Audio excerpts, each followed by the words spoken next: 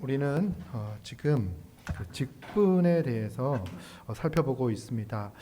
다음 달 8월 마지막 주에 우리 집사 임직을 위한 직분자를 선출하는 시간을 갖습니다. 그래서 제가 이제 몇 주간 동안 이제 집사 직분에 대해서 살펴보려고 했습니다. 이제 그런데 이 집사 직분을 잘 이해하기 위해서는 이 직분에 대한 전반적인 이해가 또 필요하겠다. 물론 그때도 그 사도행전 6장에 있는 그 집사를 선출하는 그 부분을 설교하기 위해서 1장부터 설교를 했던 것처럼 어떤 한 부분을 이해하기 위해서는 전체를 이제 알아야 되겠죠. 그래서 한번 직분 전체에 대해서 한번 먼저 이해를 해보고 그리고 집사 직분에 대해서 생각을 하는 게 맞겠다 생각이 들어 오늘도 집사 직분에 한정되어 보기보다는 먼저 숲 전체를 보고 나무를 보는 그런 방법으로 살펴보도록 하겠습니다. 성경이 전체에서 직분에 대해서 어떻게 이야기를 하고 있는지를 먼저 살펴보고 이 집사라는 그 나무가 위치해 있는 곳은 차차 한번 살펴보도록 하겠습니다. 먼저 이 성경 전체에서 이제 직분이 나오죠. 구약에도 직분이 있고 또 신약에도 직분이 있습니다. 그리고 이제 우리가 성경을 찬찬히 살펴보면 구약의 직분과 신약의 직분의 차이를 알 수 있습니다. 구약에는 중요한 세 개의 직분이 있었죠. 3대 직분이라고 하는데요. 구약의 3대 직분이 뭐가 있습니까? 혹시 아는 분 있습니까?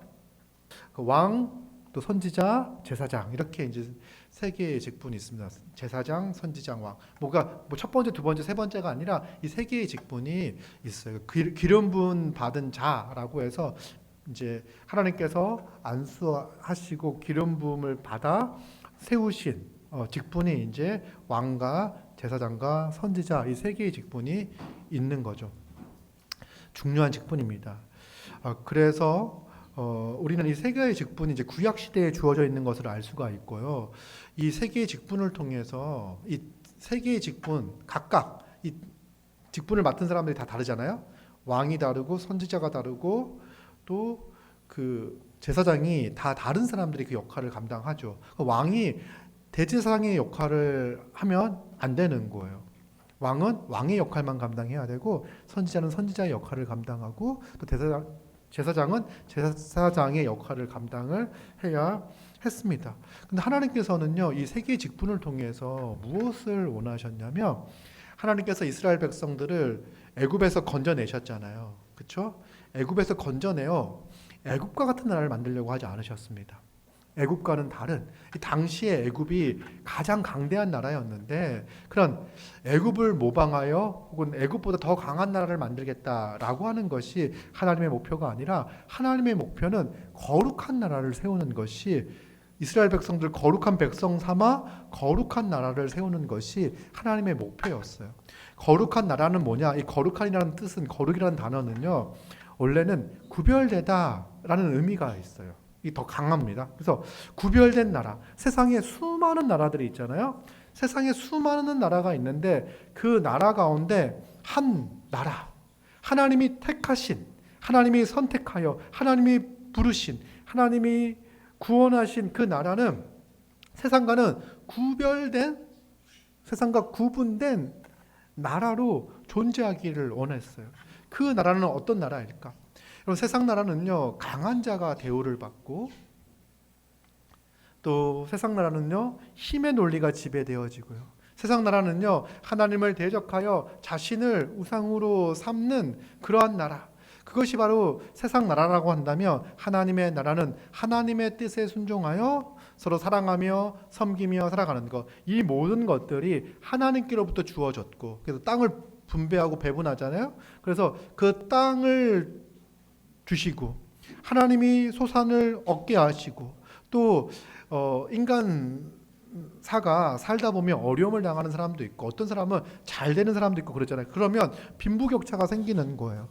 그럴 때 부유한 자가 가난한 자를 도울 수 있는 사회 시스템을 법적으로 만드시고 그리고 점점 차이가 격차가 심해졌을 때 다시 신현제도라든지 이런 제도를 통해 가지고 다시 처음부터 사람들이 실패한 사람들이 다시 원점에서부터 시작할 수 있는 기회를 제공하고 이런 게 하나님께서 법을 세우셨고 이 법이 잘 시행되어질 수 있도록 직분자를 세워주신 거죠. 왕의 역할은 뭡니까? 왕은 통치하고 다스리는 역할을 했습니다. 그래서 그 백성이 하나님이 주시는 부유함과 풍성함과 안식을 누릴 수 있도록 왕은요, 이제 군사적으로 그 나라를 지켜야 되는 거죠. 군사적 힘을 가지고 있어서 국가의 백성들이, 그 나라의 백성들이 이렇게 안전할 수 있도록 지켜야 됐고요. 그리고 공정하게 법을 시행함으로써 모두가 잘 살 수 있도록, 부유하게 살아갈 수 있도록 하는 역할을 감당해야 했습니다. 그러니까 왕이 통치를 잘하면 백성들은 하나님의 법대로 통치를 잘하면 그 백성들은 하나님이 주시는 그 복과 안식을 누리며 살아갈 수가 있었죠.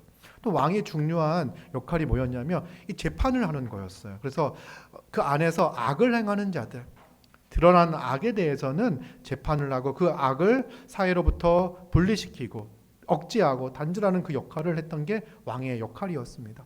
그리고 제사장은 어떤 역할을 했죠? 제사장은요, 인간이 죄인이잖아요. 그래서 하나님 앞에 설 수가 없었어요. 그래서 제사장은 하나님의 백성을 대표하여 하나님 앞에 서서 백성을 위하여 말하는 역할, 이게 바로 제사장의 역할이었습니다.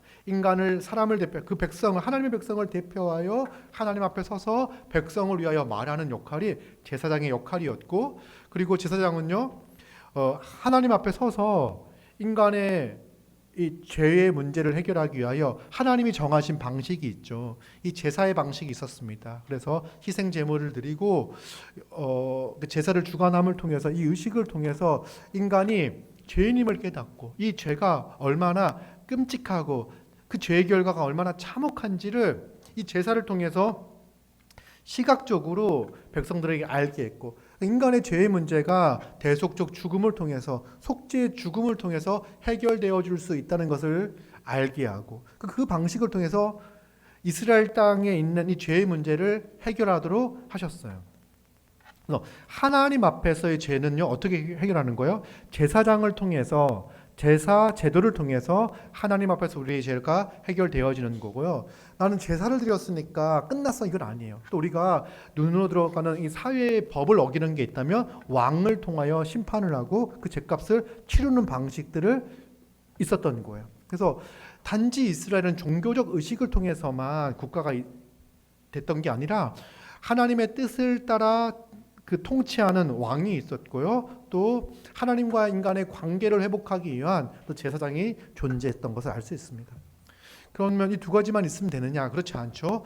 하나님의 백성은요, 하나님의 뜻을 알아야 돼요. 그래서 선지자가 백성들 앞에서 하나님이 어떤 분이신지, 하나님의 계획이 무엇인지, 하나님의 뜻이 무엇인지를 하나님의 말씀을 대언하는 역할을 선지자가 했습니다. 그리고 이 백성들이 하나님 말씀에 순종하며 살아가지 않을 때, 혹은 왕이 그 하나님 말씀에 순종하지 않을 때, 따르지 않을 때 그 앞에 서서 하나님의 말을 대언하는 거죠. 그렇게 살면 큰일 난다. 하나님의 심판과 저주가 두렵지 않냐. 이렇게 심하게 경고하고, 그래서 그들이 하나님의 말씀을 깨닫고 죄로 점점 빠지지 않도록, 죄 가운데 있을 때 회개하고 돌이켜 하나님께 나아갈 수 있도록 이 왕과 선지자와 또 제사장의 각각 역할이 있었던 거예요. 그래서 누구 하나가 그 역할을 잘 감당하지 못했을 때 선지자든 왕이든 제사장이 자기의 역할을 잘 감당함으로써 사회가 이상하게 흘러가지 않도록 하나님의 뜻에 합당하게 이루어질 수 있도록 했던 거죠. 이 지위가 나눠져 있었던 것은 한 명이 이상해지면, 한 명이 다 가지고 있었을 때 한 명이 이상해지면 나라가 이상해지잖아요. 그래서 이게 세 개의 직분으로 나눠지고 각각의 그 역할을 잘 감당하게 되면 하나님 나라는 그 성경에 말한 대로 이 강대한 나라, 부유한 나라, 풍성한 나라, 세상 사람들이 그를 보며 흠모하는 나라, 그리고 그 이스라엘 나라를 보면서 하나님이 얼마나 영광스러운지, 얼마나 복된지, 하나님의 백성이 얼마나 탁월하고 뛰어나게 이 세상 가운데 살아가는지를 드러내 보일 수 있는 그런 모습의 국가가, 사회가 될 수 있었죠. 그게 이제 잘 되었던 데가 왕과 선지자와 제사장의 역할이 잘 감당이 되었던 데가 아마 다윗과 솔로몬 때인 것 같습니다. 그때가 가장 이스라엘의 영광스럽고 찬란했던 시절입니다. 그때 다윗 왕은 하나님의 마음에 합한 사람으로서 신실했습니다. 근데 다윗이 죄를 범해요. 다윗이 죄를 범했을 때 어떻게 하죠? 나단이 와가지고 다윗을 질책합니다. 못 알아들을까봐 그 비유를 통해 가지고 부자가 가난한 자의 양을 빼앗은 그 비유를 통해 가지고 이 나단 선지자는 다윗의 죄를 딱 지적을 하는 거예요. 여러분, 왕이 그 당시에 힘이 어마어마하게 셌는데 왕 앞에서 왕이 기뻐하는 이야기를 하지 않았을 때 자기의 생명이 위태로울 수 있잖아요. 죽을 수도 있잖아요. 그러면 선지자가 하나님을 두려워하지 않고 왕을 두려워한다면 왕 앞에서 왕이니까 그 정도 할 수 있죠. 다 이 나라가 당신 거 아닙니까? 뭐 이렇게 아부를 떨었다고 한다면 이스라엘 나라는 그냥 망해버렸을 거예요. 근데 잘 됐다는 건 뭐냐면 왕이 실수했을 때 선지자가 그것을 바로 잡고, 그리고 다윗은 그 이야기를 듣고 정말 눈물로 침상을 접치고 회개하고 또 제사를 드리고 이런 과정들을 통해서 회복되어질 수 있는 그런 사회였어요. 그래서 이 이스라엘 나라 또한 완벽한 나라가 아니라 인간의 나라로서 연약함과 죄성과 이런 것들을 가지고 있었고, 이 죄의 문제가 잘 해결되어질 수 있는 방식들을 주셨고, 그를 통해 하나님의 백성으로서 영광과 탁월함을 드러낼 수 있게 하셨죠. 그래서 우리가 가지고 있는 그 죄성이 있어요. 하나님의 백성으로서 마땅히 다른 사람을 돕고 섬기며 내 것을 내어 누군가를 도와야 되는데 어떻게 도와야 되는지를 잘 모르잖아요. 그래서 이스라엘의 법은요, 가난한 자를 돕기 위한 법들이 있었잖아요. 뭐 이삭을 흘려라. 그리고 그 밭의 모퉁이의 곡식들은 추수하지 말아라. 뭐 이런 법들을 정해서 그 법만 잘 따라가면은, 그 법들을 준수하면요, 가난한 자들이 이렇게 숨통이 트이는, 그러니까 가난한 사람들이 엄청 부해지진 않지만 가난한 사람들이 생존을 걱정하지 않는, 살아갈 수 있는 힘을 얻을 수 있는 희망이라는 것을 계속 가지고 올 수 있는 그런 사회가 될 수가 있었어요. 근데 문제는 뭡니까? 이 역할을요 제대로 감당하지 못했습니다. 이 귀한 직분이 주어졌음에도 불구하고 이스라엘의 역사는 이들이 그 역할을 제대로 감당하지 못했던 역사였어요. 그래서 결국은 어떻게 되냐면, 사실은 이들이 이 역할들을 잘 감당했을 때 이스라엘 나라는 정말 부강하고 정말 적각꿀이 흐르며 모두가 풍성함을 누릴 수 있는 그런 나라가 됐을 텐데, 그들은 하나님의 뜻에 계속 불순종하고 우상 숭배하고 막 이제 그렇게 살다가 결국 북이스라엘은 BC 722년에 아수르에 의해서 멸망하고, 또 남유다는요 BC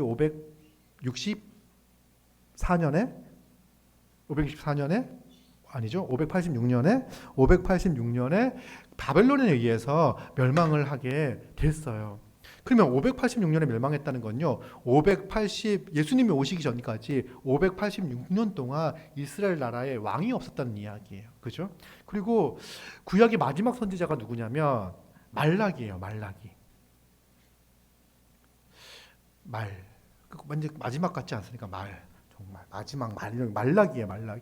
근데 말라기가 BC 한 430년경 그 정도에 활동했던 마지막 선지자거든요. 그러면 왕은 BC 586년에 없고, 그 이후에 이제 포로기 때도 계속 선지자들이 나타나가지고 계속 이스라엘의 회개를 막 촉구하고 희망을 이야기하고 막 그랬어요. 근데 말라기 딱 이후 400년 동안 선지자 또한 없어요. 그러니까 하나님이 침묵하신 시기예요. 왕도 없었죠. 선지자도 없었죠. 성전은 완전히 무너졌기 때문에 뭐 제사장도 있었을 리가 없죠. 그 역할을 감당하는 누구도 없었어요.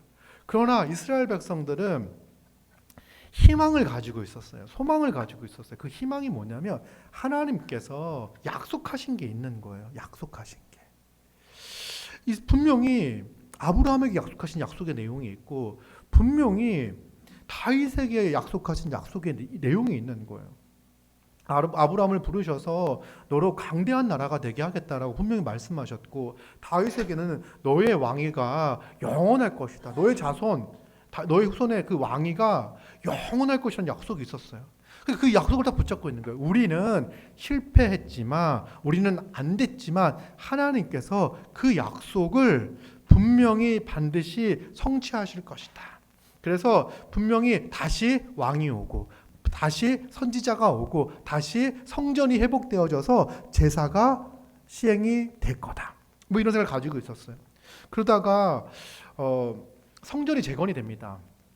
그리고 또 이제 예수님 오셨을 때도 헤롯이 성전을 지어줬어요. 그래서 헤롯 성전이 있었어요. 근데 왕이랑 선지자는 없었던 거죠. 이제 그래서 이제 기다리고 있었습니다. 그럼 어떤 생각을 가지고 있었냐면, 하나님께서 이스라엘 백성들을 출애굽한 다음에 이스라엘에게 하신 약속이 있어요. 이들을 구원하셔서 그냥 이스라엘 나라가 볼품없는 나라, 이렇게 강대국에 의해서 시달리는 그런 나라가 될 거야라고 말씀하지 않으시고요. 하나님은요, 이스라엘 나라가 얼마나 영광스럽게 될지를 출애굽한 이스라엘 백성들에게 말씀해 주셨어요. 그게 어디에 나오냐면, 우리 맨날 보는 말씀이긴 한데 한번 찾아보죠. 출애굽기 19장 4절부터 6절.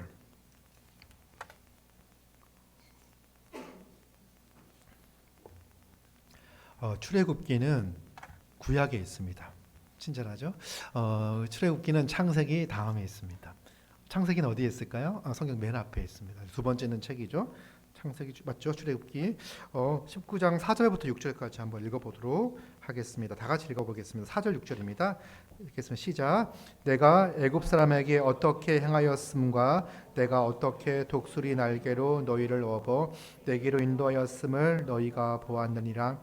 세계가 다 내게 속하였나니 너희가 내 말을 잘 듣고 내 언약을 지키며 너희는 모든 민족 중에서 내 소유가 되겠고 너희가 내게 대하여 제사장 나라가 되며 거룩한 백성이 되리라. 너는 이 말을 이스라엘 자손에게 전할지니라.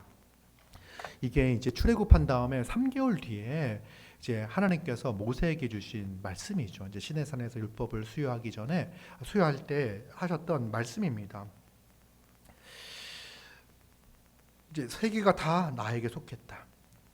너희가 내 말을 잘 듣고 내 언약을 지키면 너희는 모든 민족 중에 내 소유가 되겠고 너희가 내게 대하여 제사장 나라가 되며 거룩한 백성이 될 것이다. 이제 하나님께서 이스라엘 백성들을 어떻게 만드실 것이다라고 하시냐면, 하나님은 이제 뭘 보여주셨냐면 이 세상이 다 하나님께 속하였다는 걸 보여주셨어요. 무엇을 통해서? 그 당시 가장 강대했던 이집트를 정말 하나님의 권능으로 무력화시키고 종이었던 400년 동안 종살이했던 그 무기력한 이스라엘 사람들을요, 하나님께서 그 권능의 손으로 건져내셨어요. 이걸 통해서 이스라엘 백성들 무엇을 알 수 있냐면, 이 세계가 하나님께 속한 것이고 하나님께서 만왕의 왕이시구나, 하나님이 가장 능력이 있으신 왕이시구나 라는 사실들을 알게 되었죠. 그러면서 하나님께서 너희를 모든 민족 중에서 하나님의 소유가 되게 하고 너희가 제사장 나라가 되고 너희가 거룩한 백성, 그러니까 하나님께서 구별한 특별한 백성이 되게 할 거야 라고 말씀을 하셨죠. 근데 전제 조건이 있어요. 뭡니까? 너희가 내 말을 잘 듣고 내 언약을 지키면 이라고 나와 있어요. 그래서 너희가 지금 온 세상이 세계가 하나님께 속하였음을 알고 너희가 이제 하나님의 백성이니 마땅히 하나님의 말씀에 순종하고 하나님의 언약을 신실하게 지켜나가며 하나님께 너희를 이 땅 가운데, 이 세상 가운데에서 특별한 거룩한 하나님의 백성, 제사장 나라가 되게 할 거야 라고 말씀하시는 거예요. 근데 이스라엘 백성들이 지금 나라를 잃어버리고 몇 년간, 정말 수백 년간 나라 잃고 종 포로로 끌려갔다가 돌아오고 지금 로마의 지배를 받고 있고 이런 상태를 살고 있지 않습니까? 곰곰이 생각해 보니까 이들이 이렇게 실패한 이유가 하나님의 말씀을 율법을 제대로 지키지 않았기 때문에 이렇게 됐다라고 생각해요. 그럼 이 당시에 어떤 사상이 되게 강력했냐면 메시아 대망 사상이 있었어요. 이들이 힘들면 힘들수록 그 인생을 포기하지 않았던 것이 뭐냐면 하나님께서 다시 메시아를 보내셔서 그리스도를 보내셔서 그러니까 기름 부은 자들 왕과 선지자와 제사장을 다시 세우셔서 이스라엘 나라를 회복할 거야 라고 하는 기대를 가지고 있었어요. 그러면 이들은 그 기대를 어떻게 투영했냐면 맞아, 우리가 하나님의 말씀에 불순종했기 때문에 하나님의 뜻대로 살지 않았기 때문에 망해버렸지. 그래서 우리가 한번 하나님의 말씀을 잘 지켜보자. 하나님 말씀을 잘 순종하며 하나님께서 하나님의 나라를 이스라엘 나라를 회복시켜 줄 거야 라고 하는 기대를 가지고 있었어요. 그래서 몇몇 이스라엘 백성들 몇몇 분파들은요 열심히 말씀을 율법을 준수하고 지키려고 애를 썼습니다. 그런데 여러분, 이스라엘이 하나님의 말씀을 순종하여 잘 지켜 그 나라가 회복될 수 있을까요? 과연? 이들은 이 또한 실패하였습니다. 하나님의 말씀에 순종하는데 실패했어요. 결정적인 게 뭐냐면 이들은 정말 하나님 말씀을 잘 들으면 순종하면 하나님께 복 주시겠다고 말씀하셨잖아요. 실패한 사람은 어떤 사람들이냐면 말씀이 육신이 되어 이 땅에 왔어요. 누굽니까? 예수 그리스도죠. 요한복음 1장이에요. 말씀이 육신되어 이 땅에 왔어요. 근데 바리새인들은요 하나님 말씀을 잘 지켜 구원에 이르려고 했어요. 그러니까 하나님의 말씀을 잘 지켜 하나님이 회복시킬 그 나라를 앞당기거나 그 나라에 들어가려고 했어요. 하나님 나라가 회복될 거라 생각했어요. 근데 정작 말씀이신 예수 그리스도가 이 땅에 오셨을 때 이스라엘 백성들은요 그 말씀을 거절하고 거부했어요. 말씀의 실체가 이 땅에 오셨음에도 불구하고 그들은 그 말씀에 순종하기를 거절하고 거부했던 거죠. 이게 인간 불순종의 역사의 절정이라고 할 수 있어요. 하나님의 말씀에 불순종했던 역사를 보면요, 정말 이렇게 인간의 역사는 뭐냐면 이게 인류의 역사는 하나님의 말씀에 끊임없이 대적하는 역사였어요. 아담과 하와가 하나님 말씀에 불순종하여 선악을 알게 하는 나무 열매를 먹고 이 가인과 아벨, 또 가인이 돌로 아벨을 쳐 죽이고 그다음에 4장부터 나와 있는 그 인간의 타락한 모습과 그리고 끊임없이 하나님의 말씀에 불순종하는 이스라엘 백성들의 모습들, 이것이 바로 이스라엘의 역사였어요. 하나님의 말씀에 순종하면, 하나님의 언약을 지키면 하나님께서 그 복을 주신다고 하셨는데 그걸 지키고 한 사람이 아무도 없어요. 근데 놀라운 결과가 펼쳐집니다. 뭐냐면 오늘 읽었던 베드로전서 2장 9절 있죠. 이 2장 9절이 아까 읽었던 출애굽기 18장 4절, 5절, 6절과 유사하잖아요. 그래서 하나님께서 출애굽기 19장 4절, 5절, 6절에서 말씀하셨던 이 말씀이 성취가 돼버린 거예요. 너희 이렇게 될 거야. 너희가 내 말을 잘 지키고 내 말을 잘 듣고 언약을 잘 지키면 이렇게 될 거야. 거룩한 나라가 될 거야. 거룩한 백성이 될 거야 라고 얘기했는데 딱 베드로전서 2장 9절에 오니까 너희는 왕 같은 제사장이다. 너희는 택한 족속이다. 너희는 거룩한 나라다. 이렇게 선언을 해버리시는 거예요. 너희는 누굽니까? 신약의 백성들인 거죠. 신약의 백성들. 여러분, 그러면 우리는 이 영광스러운 칭호를, 이 영광스러운 지위를 받은 자가 되어버린 거예요. 지금 남의 이야기를 듣는 게 아니라 베드로전서 2장 9절을 보면 너희는 택하신 족속이요 왕같은 제사장들이요 거룩한 나라요 그의 소유가 된 백성이니 이는 너희를 어두운 데서 불러내어 그의 기이한 빛에 들어가게 하신 이의 아름다운 덕을 선포하게 하려 하심이라 라고 이야기했죠. 그리고 지금 이게 아까 읽었던 그 출애굽기 19장 4절부터 6절까지의 말씀을 성취가 되어지는 건데 여러분 그래서 이제 기이한 어둠 가운데서 건져내어 기이한 빛에 들어갔다라고 이야기하는 건요. 이 4절에 대한 설명이라고 할 수 있죠. 애굽에서 건져내어 인도하셨잖아요. 그러니까 우리가 애굽과 당대 그러니까 죄와 사망의 그 어둠의 그림자, 어두운 그 사망의 그림자 가운데 있던 사망 아래 있던 자들이었습니다. 사망이 우리의 실체였습니다. 죽음이 우리를 억누르고 있었던 자들이죠. 그런데 우리를 이 어둠 가운데서 건져내어 기이한 빛 가운데 인도해 주셨죠. 이게 이제 우리의 상태인 거예요. 그러면 이제 오늘 이제 직분을 이야기하니까 원래 이게 회복이 되려면 하나님의 나라가 이스라엘 백성들이 하나님 나라로 온전히 회복되기 위해서는 누굴 기다리고 있었다고요? 다윗과 같은 왕을 기다리고 있었잖아요. 그죠? 엘리야가 와서 그 일을 예비하고 엘리야와 같은 선지자를 또 기다리고 있었고 이스라엘 백성들의 기대인 거예요. 그들이 오면 그들이 그 역할을 잘 감당하면 이스라엘 나라는 회복될 거라는 기대와 소망을 가지고 있어요. 그런데 지금 신약을 보니까요. 그게 회복돼 버린 거예요.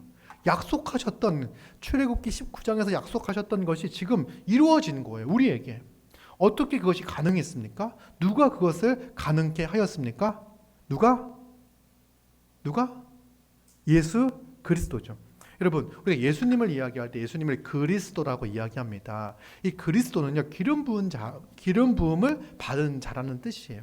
그래서 이 그리스도는 메시아이고, 이 그리스도가 바로 그리스도의 삼중직 이렇게 해가지고 왕, 제사장, 선지자를 정통적으로 이야기를 합니다. 그래서 예수 그리스도는 이 땅에 오셔서 구약의 왕이라는 직책을, 그리고 제사장의 역할을, 그리고 또 선지자의 역할을 온전하게 감당하셨어요.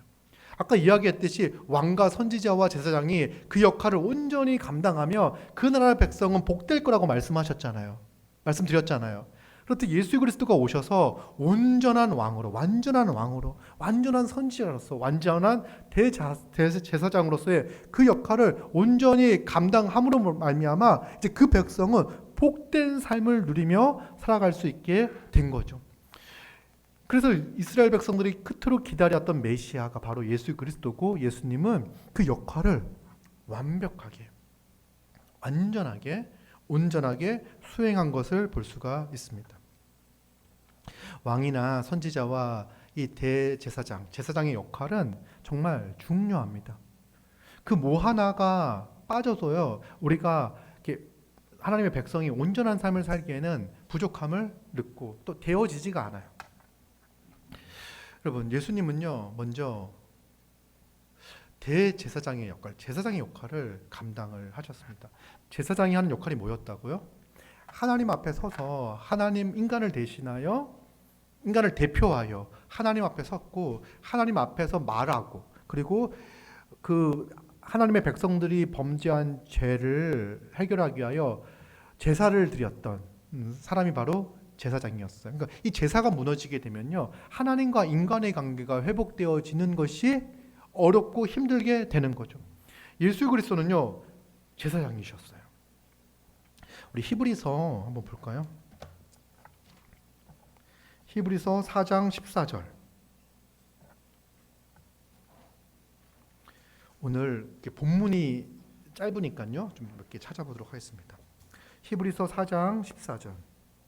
한번 14, 15, 16 같이 읽어보겠습니다. 시작. 그러므로 우리에게 큰 대제사장이 계시니 승천하시니 곧 하나님의 아들 예수시라. 우리가 믿는 도를 굳게 잡을지어다. 우리에게 있는 대제사장은 우리의 연약함을 동정하지 못하실 리가 아니요 모든 일에 우리와 똑같이 시험을 받으신 이로되 죄는 없으시니라. 그러므로 우리는 긍휼하심을 받고 때를 따라 돕는 은혜를 얻기 위하여 은혜의 보좌 앞에 담대히 나아갈 것이라.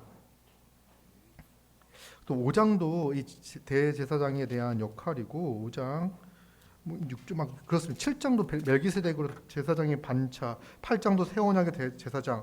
그래서 9장은 온전한 성소. 이제 이 예수 그리스도의 그 제사장 되심과 또 예수 그리스도가 참된 제물 되심에 대해서 이제 히브리서서는요 아주 자세하게 설명을 하고 있습니다. 그래서 예수님의 그 지위 가운데 이 제사장의 지위가 정말 중요하다라는 것을 우리는 기억해야 돼요. 알고 있어요. 알아야 돼요. 왜냐하면 오늘날 신학의 흐름 가운데 예수 그리스도가 왕이 되셨다는 것에 대해서 강조하는 흐름이 있습니다. 저도 설교 시간에 예수 그리스도가 주님이시다, 왕이시다, 우리는 그분의 백성이라는 것을 많이 강조하죠.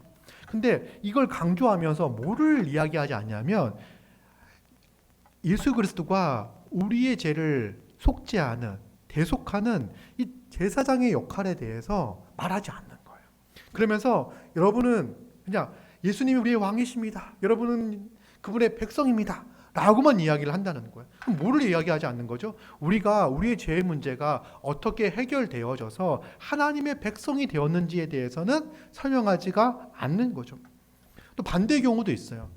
예수 그리스도가 우리의 죄의 문제를 해결하셨다라는 것만 강조하고 그리스도가 지금 우리를 통치하시고 다스린다는 사실을 강조하지 않는 이 흐름 가운데 있으면 어떻게 되냐면 내가 예수 믿고 제사함을 받았지? 그 다음에 이제 내 마음대로 살지 이렇게 가는 거예요. 왕이 있어야 될 그 자리에 자기를 여전히 죄인으로서 왕으로 자기를 상정해놓고 자기 마음대로 살고자 하는 거예요. 이게 예수 그리스도가 왕 되심에 대해서 부정하고 그 속죄 사역에 대해서만 강조할 때 일어나는 일입니다. 그래서 우리는 예수 그리스도가 제사장이시며 왕이시라는 사실을 분명하게 알아야 돼요. 예수님은 우리의 죄를 속죄하기 위하여 완전한 제사를 드립니다. 우리는 구약시대의 제사는요 불완전한 제사예요.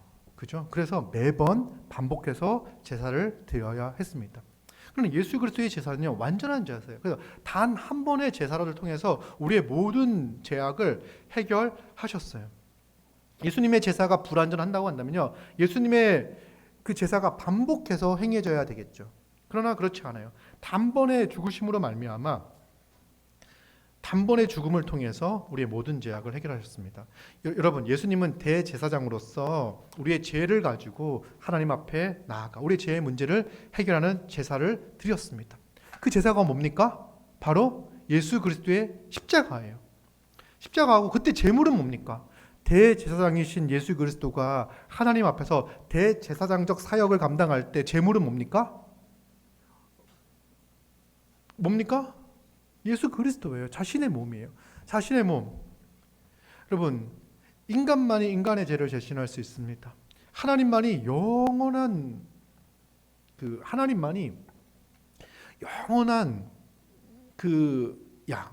인간이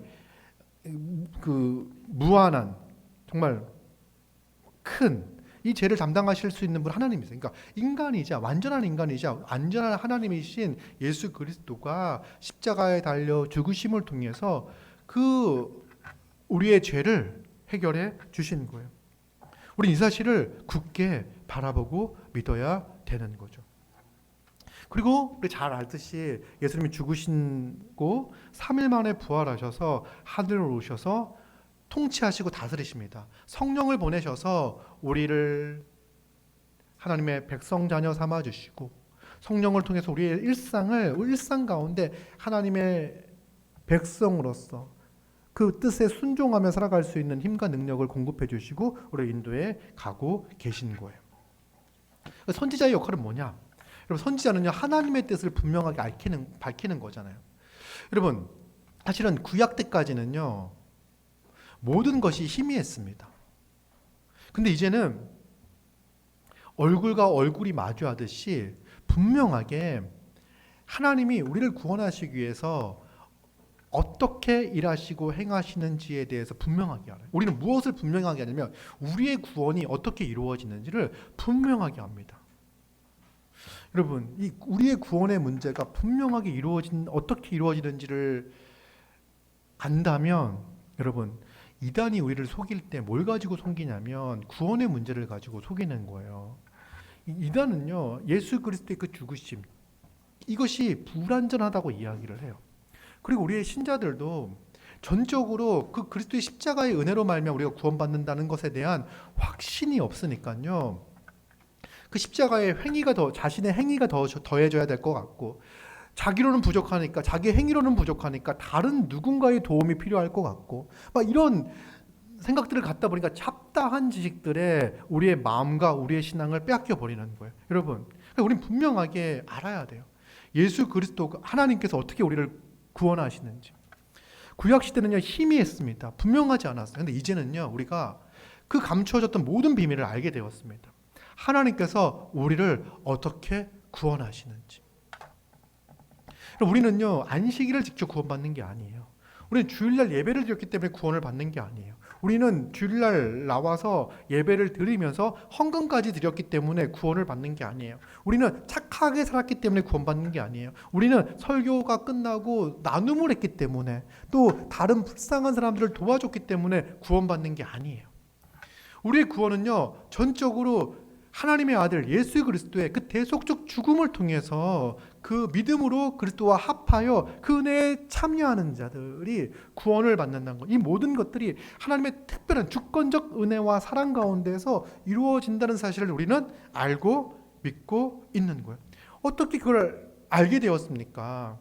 이 구약의 모든 내용들이 어떻게 예수 그리스도를 통해서 선명하게 드러났는지 어떻게 알게 됐습니까? 다시 설명하면 구약에 나와 있는 모든 것들이 선지자이신 예수님을 통해서 밝히 드러나는 거예요. 우리는 성령의 조명하심이라고 이야기하잖아요. 우리가 성경을 볼 때 성경의 조명하심 가운데 성경의 내용과 뜻을 안다라고 이야기를 하죠. 우리가 성경을 볼 때 이렇게 조명을 비추면 잘 보이잖아요. 그죠? 성령이 조명해 주신다는 게 성령을 조명해 준다는 게 아니라, 성령의 조명하심은 뭐냐면 성령은 누굴 가리킵니까? 누굴 비춰요? 예수 그리스도를 비추는 거예요. 성령의 조명하심이라는 건 성령은 예수 그리스도를 비추는 거예요. 그럼 우리는 성경을 볼 때 이 성령의 조명하심 가운데 누가 분명하게 보이냐면 예수 그리스도가 분명하게 보이는 거예요. 그래서 이게 하나님께서 어떻게 인류를 구원하실까? 누가 메시아일까? 누가 그리스도일까? 라고 하는 그 의문이 참 많았는데, 예수님, 말씀이신 예수 그리스도가 성육신하여 하나님의 아들 예수 그리스도 인간의 몸을 입고 이 땅에 오셔서 우리에게 모든 것을 명명백백하게 드러내 보여주셨습니다. 그래서 예수님은요 왕과 선지자와 제사장의 역할을 다 감당해 주신 거예요. 예수 그리스도가 그 일을 잘 감당하셨기 때문에 이제 예수 그리스도를 믿어 그의 백성이 된 자들은요 영광스러운 하나님 나라 백성이 되어 주님이 주시는 그 사랑과 희락과 기쁨과 평강과 안식을 누리며 살아갈 수 있게 된 거죠. 우리 믿음으로 합하여 그 하나님께서 꿈꾸었던 그 세상을 이제 미리 맛보며 경험하며 누리고 있습니다. 물론 주님이 다시 오셨을 때 하나님의 나라가 완성되어질 거예요. 이 땅에 있는 모든 악들을 멸하시고요. 지금의 시대는 악 가운데 있는, 죄악 가운데 있는 우리를 건져내고 있는 시대예요. 주님이 다시 오시면요, 그 모든 악한 영적인 세력과 악한 영적인 세력을 추종하고 있는 모든 악한 사람들을요 다 심판하시고 거룩한 주님의 백성들이 거하는 거룩한 하나님의 나라를 완성하실 거예요. 그러니까 우리는 이 땅을 살면서 주의 통치를 받으면서 주님이 이미 우리에게 허락하신 그 하나님의 백성들, 교회를 통하여 복과 안식과 기쁨과 평안을 누리며 살아가고 있는 거죠. 그래서 신약은요, 그 베드로 전서에선 그래서 그렇게 이야기를 하는 거예요. 너희는 택하신 족속이다. 여러분, 택하신 족속 이렇게 이야기할 때 이 택하신 족속은요, 누구에게 붙였던 말이냐면 이스라엘 백성들에게 붙였던 말이에요. 근데 이제 여기서 너희는요, 신약의 성도를 가리키고 있는 거죠. 그죠? 택하신 족속은 이스라엘 백성 전부를 가리키는 게 아니에요. 신약의 성도를 가리키고 있는 거예요. 이전에는요, 택하신 족속이 이스라엘 백성이라고 생각해서 혈육으로, 혈연적으로. 그런데 이제는요, 믿음으로 말미암아 그리스도의 자녀가 되며 그리스도의 백성이 되는 거예요. 하나님의 백성이 되는 거예요. 그런지 거룩한 나라죠. 우리는요, 이 땅을 살아가면서 거룩한 나라로 존재합니다. 거룩한 나라, 저는 대한민국 국민인데요? 아니, 여러분은요, 거룩한 나라예요, 여러분이. 왜? 나라는 통치를 이야기하는 거잖아요. 구별된 통치. 그 주님의 다스림과 통치 가운데 있는 자들이에요. 여러분, 우리는요, 지금 주님의 통치를 받고 있어요. 놀랍지 않습니까? 만왕의 왕이신 예수 그리스도의 통치를 우린 지금 받고 있는 거예요. 주일이 되면 그 주의 말씀을 듣기 위해 이 자리에 모입니다. 그리고 그 말씀을 붙잡고 함께 나눕니다. 그리고 이 말씀을 붙잡고 살기 위해서 막 애를 씁니다. 한 주간의 삶 가운데 나의 모든 일상이 하나님을 기뻐하는 일상이 되게 하기 위하여 간구하고 기도하고 말씀을 붙잡고 살아가죠. 어떻게 하면 다른 지체를 더 잘 돕고 섬기며 사랑하며 살아갈 수 있을까? 내가 가지고 있는 자원들을 사용하여 다른 사람을 돕고 살아가고 있습니다. 이것이 바로 주의 통치를 받으며 살아가는 거예요. 여러분, 예전에는 내가 많은 것을 소유하고 남들보다 높아졌을 때 내 인생이 복되고 가치 있고 행복하다고 생각이 들었는데요. 주의 말씀에 따라 순종하며 살아갔더니 내가 많이 갖지 않아도, 많이 소유하지 않아도 내 인생이 정말 복된 인생이구나, 내 인생이 가치 있는 인생이구나, 참으로 의미 있는 인생이구나 라는 것을 매일매일 발견하고 알게 해요. 하나님께서 나 같은 자를 이렇게 복되고 영광스러운 삶을 살게 하시는구나, 이거를요 주의 통치 가운데 있기에 우리는 매일매일 매 순간순간 느끼며 살아가고 있죠. 그리고 너무나 감사하고 감격하죠. 나 같은 자를 건져내셔서 구원하셔서 하나님 백성 되게 하시고 하나님을 신실하게 사랑하는 자들과 함께 살아가게 하셔서 그들로부터 사랑받고 그들로부터 도움을 받고 그들로부터 섬김을 받아 내 인생이 외롭지 않고 내 인생이 그리스도를 닮은 모습까지 조금씩 성장하고 있는 모습을 보니까 얼마나 감사합니까? 내가 뭐라고, 나 같은 자를. 이게 바로 주의 통치 가운데 있는 백성의 모습이에요. 그리고 우리는 그분의 소유가 된 백성이죠. 나는 주님의 것. 노래 부를 때 막 그런 주의 것 뭐 이런 거 부르지 않습니까? 막 신나가지고 내가 주님의 것이라는 것 때문에 기뻐하죠. 정말 그 만왕의 왕이신, 세상을 창조하시고 세상을 주관하신 그 하나님의 소유가 되어 그분이 우리를 정말 눈동자같이 돌보시고 바라보고 계신다는 사실이 우리에게 얼마나 큰 위로와 감사가 되는지 알 수가 없습니다. 그러면서 이제 예수 그리스도가 그 모든 그 세계의 직분을 완성하셨는데 감히 우리에게 뭐라고 부르냐면 우리를요 왕 같은 제사장이라고 불러요. 그럼 우리는요 신약의 직분 중에는요 왕이 없고 제사장이 없고 선지자가 없습니다. 그죠? 우리가 이제 다음 주에 직분자를 선출하겠습니다. 자, 세 가지 직분이 있죠. 자, 왕은 누구? 뭐 이렇게 그다음에 선지자 누구? 그다음에 또 누구 있죠? 제사장 누구? 이렇게 해가 선출해가지고 야 우리 다음부터 우리 조성현 제사장님 이렇게 해가지고 부르고 직분을 준다든지 그러지 않아요. 그렇죠? 이 직분이 신약에 있는 직분이 아니에요. 왜 신약에 있는 직분이 아니냐면 이 모든 직분 그리스도가 완전하게 성취하셨고 그리스도가 지금도 왕으로 계시고요. 지금도 대제사장으로 계시죠. 지금도 우리가 성령을 통해서 자신을 드러내고 계시하는 그 역할을 하고 계세요. 그럼 더 이상 왕과 선지자와 제사장이 필요하지 않죠. 그래서 우리는 지금 우리가 내가 하나님이 보내신 선지자다, 뭐 제사장이다, 왕이다 라고 말할 수가 없어요. 이렇게 말한다는 건 뭡니까? 내가 예수다 이렇게 하고 얘기하는 것과 비슷한 거예요. 혹은 예수가 잘못됐고 예수님이 부족하고 내가 그 역할을 대신하고 있다라고 하는 이야기이기 때문에 안 되는 거예요.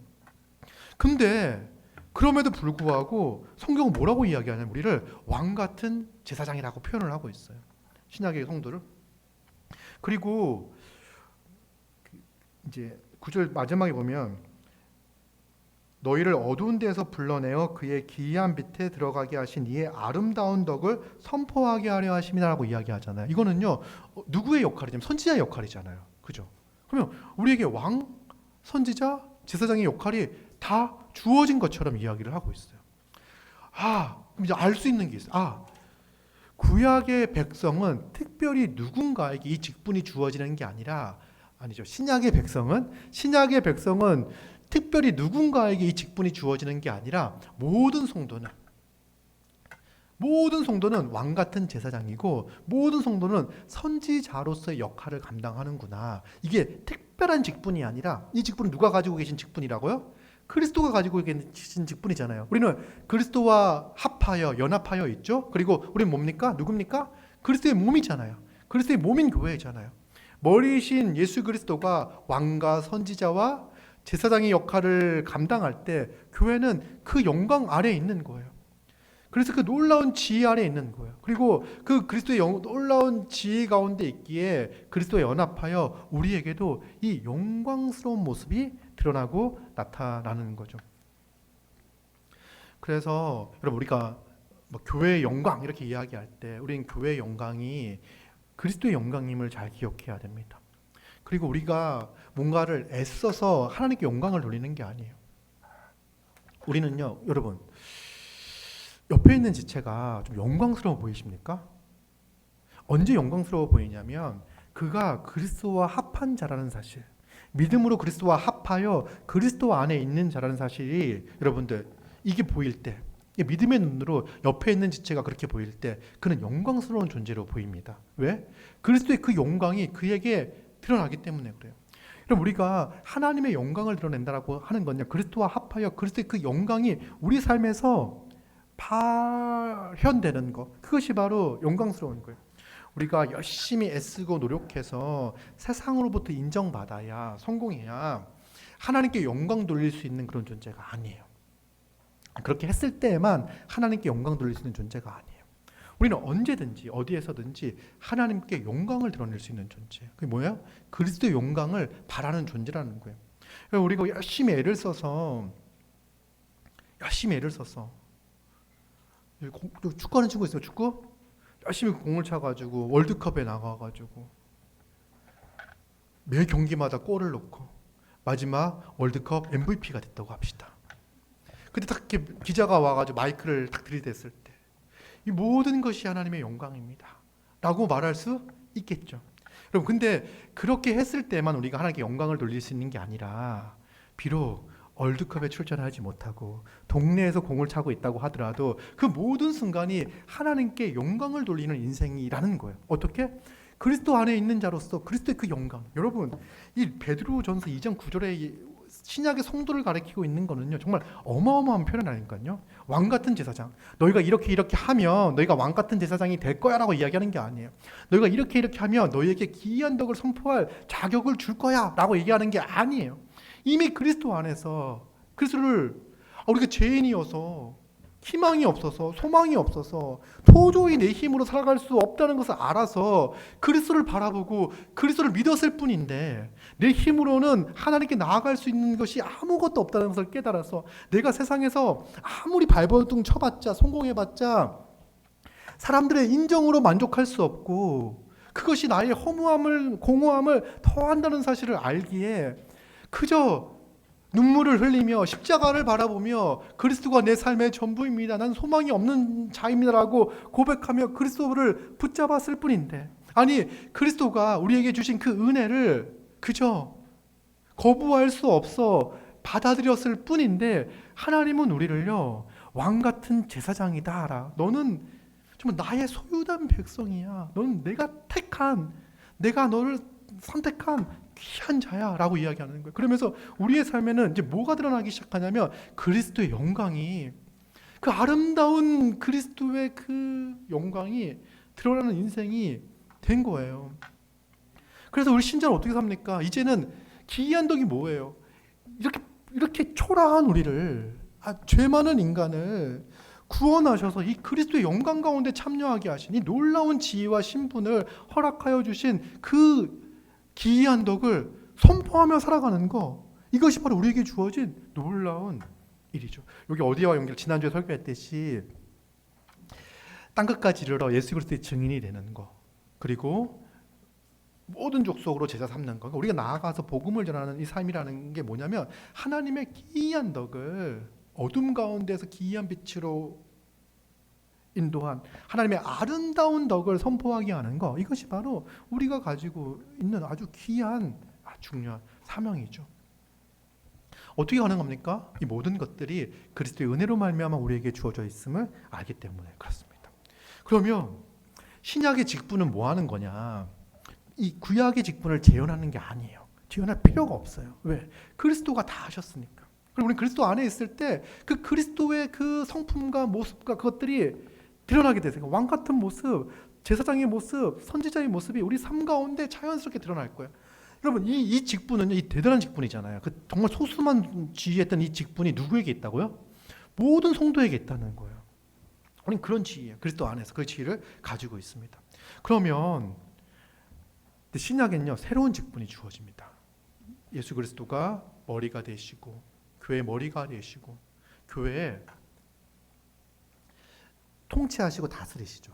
교회를 통하여 만물을 다스리시는 거예요. 예수님께서 교회를 통하여 만물을 다스리시는데 그때 말씀의 사역자를 주시죠.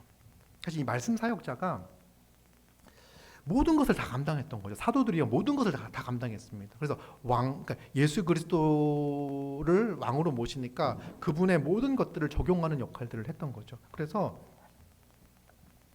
왕의 역할, 선지자의 역할, 제사장의 역할. 제사장의 역할이라는 건 뭐냐면 제사를 드린다는 게 아니라 그리스도께로 인도하는 역할을 하는 거죠. 죄인들을 그리스도를 드러내 보여 예수 그리스도의 그 십자가의 죽으심이 어떤 의미인지 그 속죄 사역에 대해서 분명하게 알려주고 설명해 주는 것이 바로 제사장적 역할인 거고, 또 이제 복음을 전하는 선지자의 역할과 하나님의 뜻을 알려주는 선지자의 역할과 그리고 이제 왕의 역할을 감당하는 거예요. 여러분 그 이제 우리가 이제 하는데 우리가 신약 백성들이 왕의 역할이 뭘까 생각을 해보면요, 이제 예수 그리스도의 그 왕의 역할을 우리가 모든 성도는 감당을 하는 건데, 왕은요 그 백성들이 풍성한 복되게 살아가게 하는 역할이 왕의 역할이에요. 여러분들도 지금 왕의 역할을 어떻게 감당하고 있냐면 다른 지체의 궁핍함을 보고 돌보고 도와주는 거 있잖아요. 그래서 풍성한 나라로 살아갈 수 있도록 돕는 게 왕의 역할을 하는 거예요. 무슨 말이냐면 그리스도의 통치 가운데 참여하고 있는 거예요. 그리스도가 우리를 통해서 교회를 복되게 하실 거예요.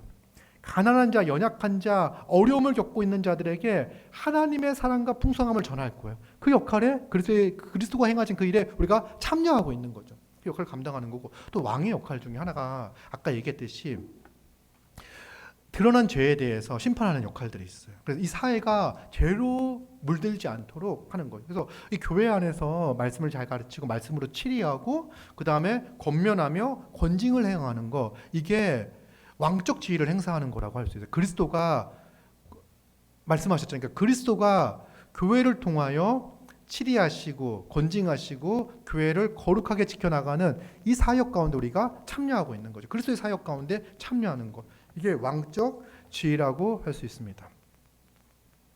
그리고 이제 제사장적 지위는 뭐냐, 교회 성도들이 제사장적 지위는 뭐냐, 제사장은 하나님의 백성을 대표하여 하나님 앞에 서는 거잖아요. 성도를 왕 같은 제사장이라고 이야기했어.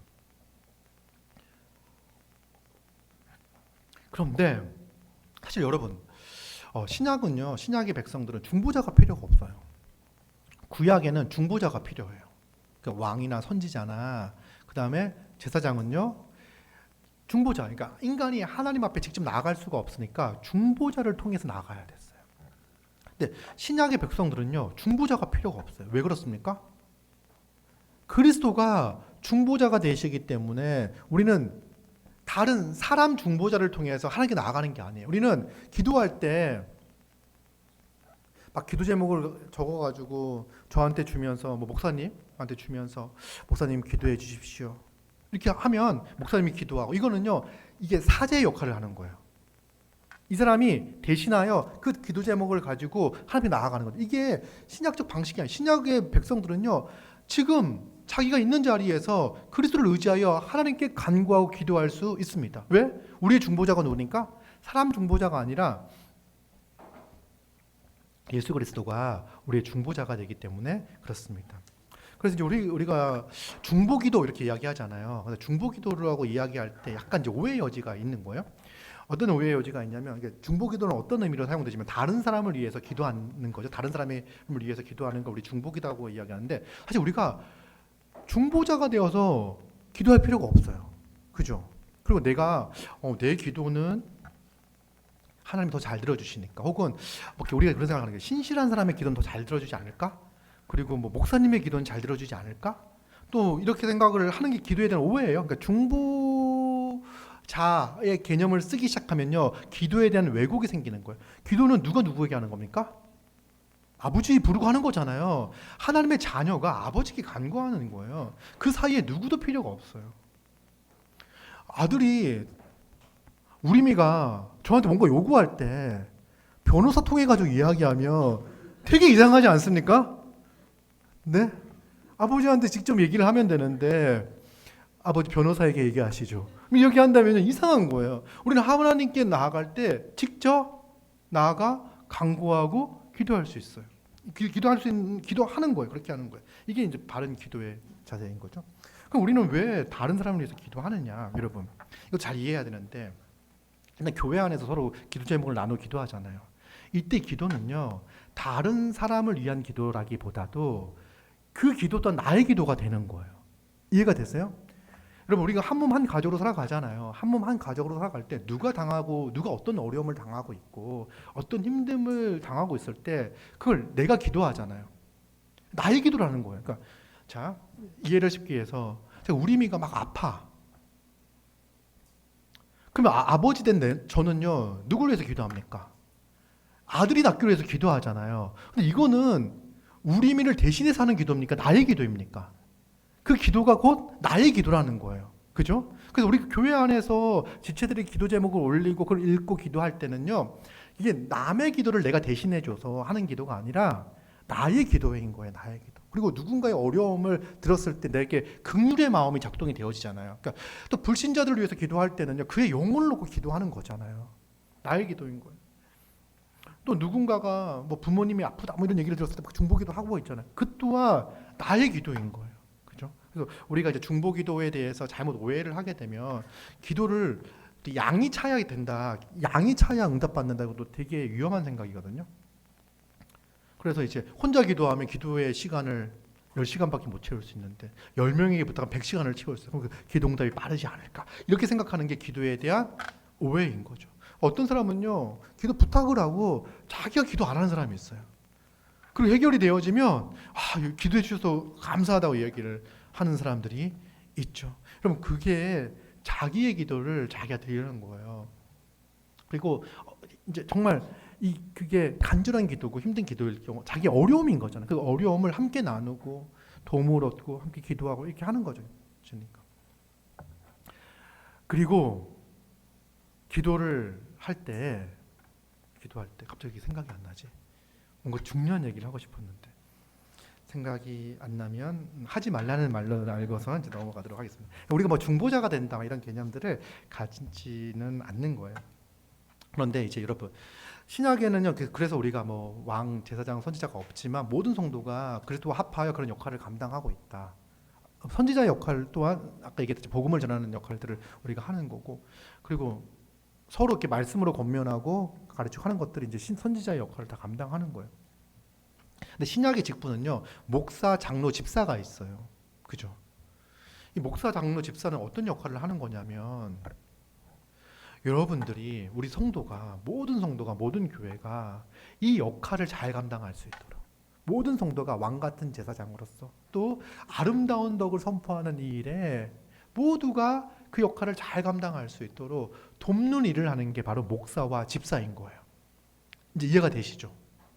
목사와 집사는 어떤 그 둘만이 그 직분을 가지고 있는 사람들만이 일을 하는 것이 아니라 우리가 그리스도와 합하여 그리스도의 그 엄청난 영광과 그 지위를 가지고 있는 자가 되었잖아요.